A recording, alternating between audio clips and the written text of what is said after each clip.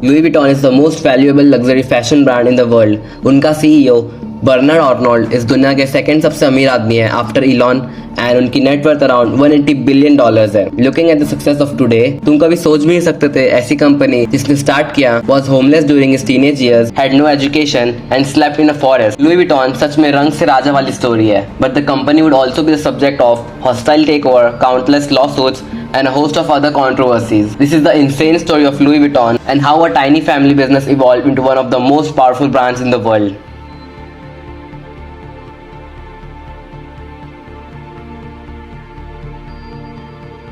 एक बेगर बच्चे ने जन्म लिया 1821 में, जहाँ वो अपने फैमिली फार्म में काम करते करते बड़ा हुआ फ्रांस में, in small village called Anchay in the middle of nowhere. ना उनके पास बिजली थी ना पीने का पानी। Louis father Xavier was a miller and a farmer and उनकी मम्मी कोराइन हैट्स बनाते थे ताकि घर में थोड़े और पैसे आ जाए। There are no records showing that Louis ever received education. जो सबसे पास के गांव में स्कूल थी वो 6 मील दूर थी and it's believed he worked full time on the family farm without learning how to read और राइट। लुई हर दिन सुबह से लेकर शाम तक काम करता था फील्ड्स में just to make enough food to help feed his family. बोलने का मतलब ये है विटॉन्स बहुत स्ट्रगल कर रहे थे financially and young Louis was born into a situation that should have doomed him from ever having a bright future। और तभी हालत और भी बुरे हो गए। Louis mother died when he was just 10 years old and उसके पापा ने दूसरी शादी कर ली है। But Louis new step mother was incredibly controlling and manipulative towards him। So उनके बीच में काफी नोकझोंक होती थी।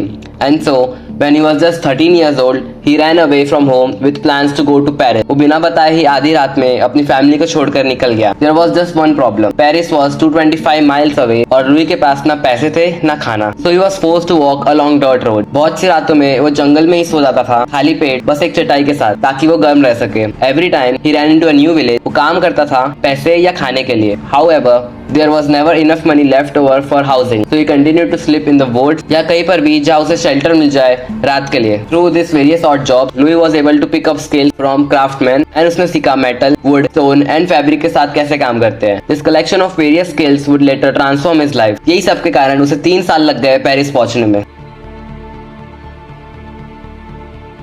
Not long after he arrived in Paris, Louis was able to find work as an apprentice box maker and packer। Box maker का काम होता है कस्टम साइज के बॉक्स बनाना उनके क्लाइंट्स के लिए as well as pack and unpack them whenever client was about to go on a trip। ये काम करते करते वो काफी हाई क्लास लोगों से मिला who were looking for some made luggage for their travel। उसने यहाँ कई साल बहुत मेहनत से काम किया। In fact, in 1851, the Empress of France ended up being a customer। उन्होंने उसे अपॉइंट किया उनके personal box making and packing के लिए। For most box maker, this would be the highest honor anyone would ever achieve in their career। Louis had gone from being a homeless stranger with nothing to his name to now working a prestigious job among royalty।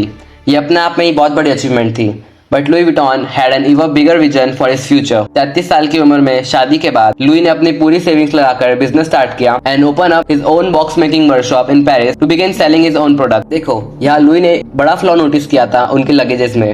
All of the boxes were made of leather and had rounded dome shaped top so that rain would roll off the top of the luggages। सबसे बड़ा issue था कि एक के ऊपर एक boxes रखना impossible था, so packers had to carry the boxes one by one। Louis ने एक्सपेरिमेंट करना चालू कर दिया था ताकि वो उसके जगह कुछ और यूज कर पाए and found that canvas was lighter, durable and more water resistant, which mean the trunks would have the flat tops instead। यही डिस्कवरी ने सारी चीजों को बहुत आसान कर दिया था and it was possible to stack them in a pile and pack multiple trunks at one time। Louis new suitcase design brought on the dawn of modern day luggage। ये पॉइंट में लुई अपनी professional reputation बना लिया था as well as connection in the upper class. तो अगर वो अपना कोई भी नया प्रोडक्ट लॉन्च करता it was immediately a huge success. He even created a Louis Vuitton catalogue so that the customer could look at the products that he had available और उन्हें अपने घरों में भेजने से पहले ही बना लेता। With in 2 years of crafting his new suitcases, they were considered an elegant and must have accessories amongst the wealthy। क्योंकि वो एक स्टेटस का सिंबल बन गया था। ये ब्रांड इतना पॉपुलर बन गया था कि पूरी दुनिया से इनको ऑर्डर आ रहे थे। He even began receiving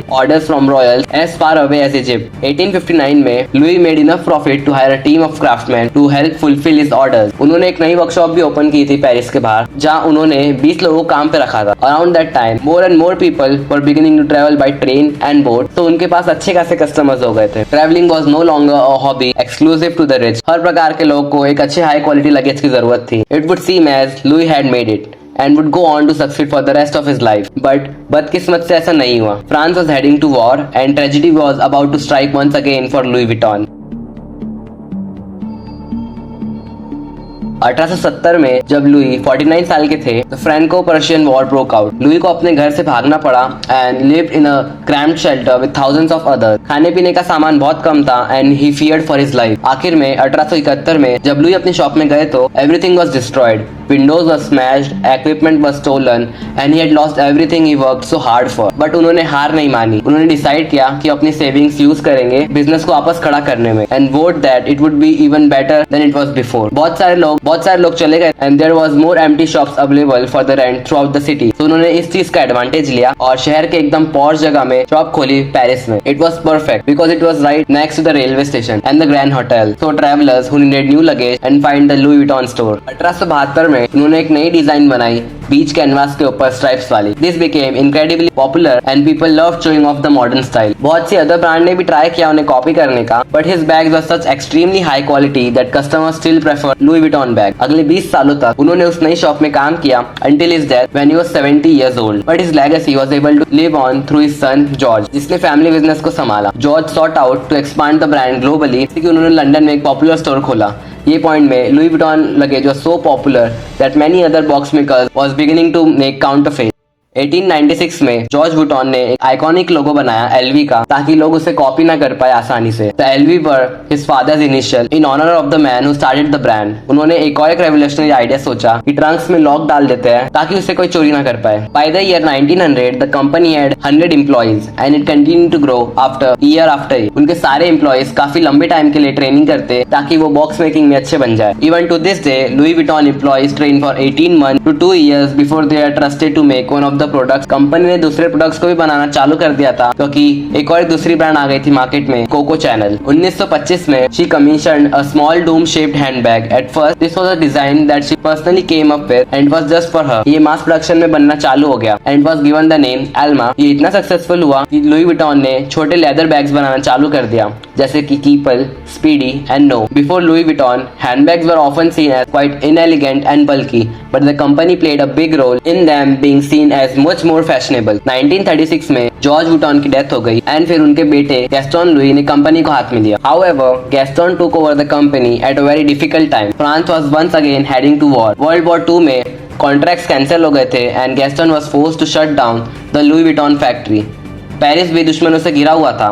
The only way Gaston Vuitton would save the business was to collaborate with the Nazi Germany. Stephanie Bovinci, जो कि एक ऑथर थे, उन्होंने बुक लिखी जिसका नाम था Louis Vuitton: A French Saga. During her research of the company, she asked if she could see records from World War II. तुरंत ही कंपनी के जो लोग थे वो उसे कुछ भी बताने से इनकार कर रहे थे। They claimed that all of the documents from 1930 to 1945 were destroyed in a fire. But बहुत सी रिसर्च एंड कंपनी के पास में जाकर स्टेफनी ने देखा that Louis Vuitton was able to open a glamorous ground floor shop running the Hotel du Parc throughout the Nazi regime, क्योंकि उन्होंने Nazi के साथ कोलैबोरेट किया था। Meanwhile, several other brands were forced to shut down क्योंकि उन्होंने Nazi के साथ काम करने से मना कर दिया था। Clearly, the company was ashamed of this part of their history.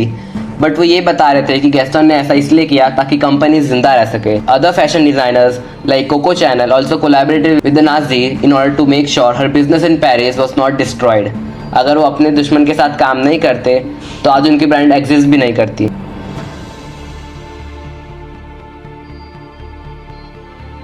1970 में जब गैस्टन इस दुनिया से चले गए तब his son in law Henry took over managing the Louis Vuitton brand. तो अभी हम 4th जनरेशन में हैं, but unlike his ancestor Henry को बिजनेस का पहले से ही बहुत एक्सपीरियंस था क्योंकि उसने पहले भी कंपनी चलाई थी। So when he took over Louis Vuitton he was able to elevate the brand to a whole new level. Henry ने बड़े बड़े चेंजेस लाना चालू कर दिया था कंपनी में ताकि वो फैमिली ओन बिजनेस से मैसिव कॉर्पोरेशन बन सके जो कि वो आज है। He switched Louis Vuitton business model from wholesale to retail. 1978 में उन्होंने बहुत सारे देशों में कंपनी खोली including Japan. Over the course of 6 years and accounting for modern inflation, sales went from 20 million to 260 million dollars. And 1984 में हेनरी ने सोचा कि अब टाइम आ गया है कंपनी को पब्लिक करने का। Louis Vuitton sold out the 1 million shares valued at $63.60 each. Henry ने इस चीज का फायदा लिया एंड जो भी पैसे आए थे शेयर्स बेच के उसने वो पैसे को लिया और भी स्टोर्स खोलने लग गया पूरी दुनिया में। By 1987, Louis Vuitton reached $1 billion in sale. It was far beyond what young Louis could ever dreamed of when he first opened his store in the Paris. Henry ने डिसाइड किया कि कंपनी को अब कोलैबोरेट करना चाहिए मोहित Hennessy से, a luxury drinks company which produced champagne and cognac. साथ में उन्होंने फॉर्म किया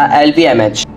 थ्योरी में साथ में आकर it would allow them to pool resource and expand even faster. Unfortunately after the merger Henry Moët Hennessy के प्रेसिडेंट के साथ अच्छे से घुल मिल नहीं पा रहे थे, so Henry asked a successful property developer he knew named Bernard Arnault to help him manage the situation। बदकिस्मती से यही गलती उनको बहुत भारी पड़ी। Bernard secretly bought 43% of the shares of Louis Vuitton and got support from Moet and Hennessy families to gain more power in LVMH। Henry को लगा धोखा दिया गया उसी आदमी से जो उनकी मदद करने आया था, सो उन्होंने बर्नार्ड को कोर्ट में लेकर गए demanding that he should no longer have the majority stake, but court ने बर्नार्ड का साइड ले लिया and Henry was so angry about being backstabbed by his friend that he decided to quit working for Louis Vuitton completely.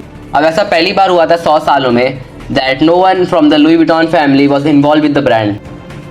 After all of this drama of Bernard hostile takeover, Louis Vuitton की sales बहुत ज्यादा गिर गई। Journalist ने भी ये brand को cover करना छोड़ दिया था। For a while it look as though the company might fail, लेकिन ऐसा नहीं हुआ क्योंकि बर्नार्ड जानते थे कि कंपनी को वापस ऊपर कैसे लाना है। Louis Vuitton was able to make a comeback, began to collaborate with several fashion designers during its 100th anniversary collection. बड़े नाम जैसे विवियन वेस्टवुड और Isaac Mizrahi all created their own take on the iconic LV monogram logo। उन्होंने ऐसा product बनाए जो customer ने पहले कभी नहीं देखे थे। फिर क्या, लोगों को वापस दिलचस्पी आ गई लुई विटॉन के बैग्स में। Ultimately Bernard's investment in Louis Vuitton paid of in a massive way. He is now the CEO of LVMH। 2021 में फोर्ब्स ने ऑफिशियली बोल दिया दुनिया के सबसे अमीर आदमी है, net worth of $180 billion। Now of course as the stock prices move this rich list ranking changes, but वो ऑलमोस्ट हर बार दुनिया के टॉप 5 अमीर आदमी के लिस्ट में रहते हैं। Out of the wealthiest people alive like Bezos, Gates, Buffett, Bernard Arnault को बहुत से लोग नहीं जानते क्योंकि वो स्पॉटलाइट में आना प्रेफर नहीं करते। What we do know, he has such a ruthless reputation in business and इनको वुल्फ इन कैशमेयर के नाम से भी जानते हैं, which is why today LVMH has over 70 different brands it owns। Through all of this acquisition and merger, Bernard has pulled off। ये अकेली company ही दुनिया के सबसे महंगी ब्रांड ओन करती है, and yet it all started with the broke homeless teenager। आज की बात करें तो Louis Vuitton continued to expand its brand with new colorful style that resonated with a younger audience। 1997 में मार्क जेकोब क्रिएटिव डायरेक्टर बने company के। He designed the first ready to wear line and also created the popular monogram varnish line of handbag। Mark Jakob ने नई चीज भी लाई जैसे कि watches, jewelleries and sunglasses. Although he eventually would move on from Louis Vuitton and came out with his own line of clothing and accessories। Louis Vuitton ने supreme के साथ भी कोलैबोरेट किया which expanded demographic like never before। यकीन करो या ना करो, Louis Vuitton actually sued Supreme for copying their logo until they realized how profitable a collaboration would be।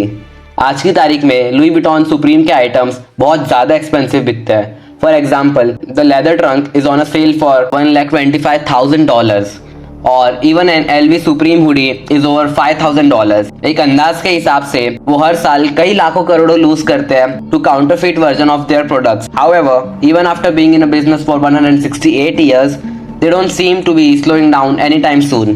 Louis Vuitton continues to be a brand जो बहुत लोगों का सपना है उसे बस एक बार पहनने का, and it's a staple among the rich and famous। आज की तारीख में वो दुनिया में नंबर 1 फैशन ब्रांड है जिसकी वैल्यूएशन $39 billion है। With more than 400 stores, you can find a Louis Vuitton in nearly every major city around the globe। But तुम क्या सोचते हो Louis Vuitton के बारे में? Do you think that it is overpriced by all of the hype? Or do you think that the quality of the product justify the massive price tag? Comment करके जरूर बताइएगा।